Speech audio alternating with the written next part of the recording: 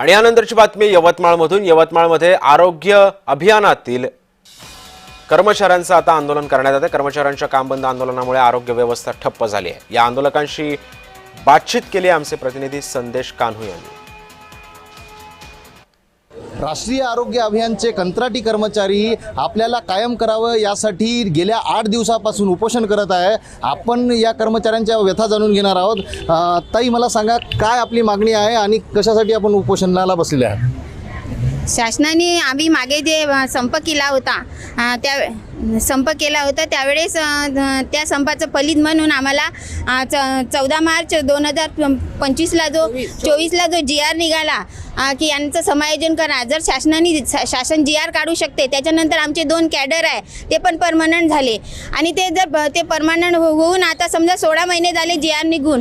आम्ही एवढे दिवस शासनाची वाट पाहिली। सर, काय सांगाल, आपली काय नेमकी आणखीन विविध 16 मागण्या आहेत, काय नेमक्या त्या मागण्या आहेत? बघा, आता आमच्या उपोषणाचा पूर्ण 8 दिवस झालेले आहेत। याच्यामध्ये आम्ही 2 प्रकारच्या मागण्या केलेल्या आहेत। एक 10 वर्षावरील, म्हणजे 10 वर्षापूर्वी ज्यांना 16-17 वर्ष आता सेवा झालेल्या आहेत, एक 10 वर्षाखालील। 10 वर्षापूर्वीचे जे त्यांना पूर्ण सरसकट समायोजन करणे आणि जे 10 वर्षांना त्यांना पूर्ण होणार आहेत त्यांचे जे आपण मागण्या ठेवलेल्या आहेत की 15% मानधन वाढ, त्यांना EPF पूर्ण मंजूर करून देणे, त्यांना पे प्रोटेक्शन करणे, या सगळ्या गोष्टीसाठी आपण हा आंदोलन सुरू केलेलं आहे। निश्चितच आपण 8 दिवस झाले, गेले 8 दिवस झालेले आहेत। आपल्याला प्रशासनाकडून कुठल्या प्रकारची दाद मिळाली आहे किंवा दखल घेण्यात आलेली आहे किंवा नाही?